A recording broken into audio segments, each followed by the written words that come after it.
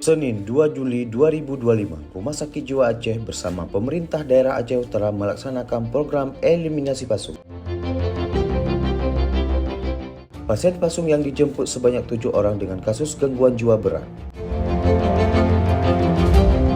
Dr. Hanif, Direktur Rumah Sakit Jiwa Aceh, terus mengajak seluruh kepala daerah melalui Dinas Kesehatan untuk dapat berkoordinasi dengan rumah sakit jiwa jika ada pasien pasung.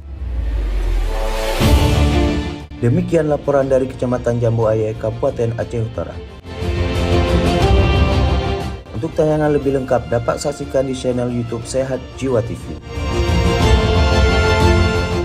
Demikian Short News, saya Reza Fidiansyah dari Aceh Utara melaporkan.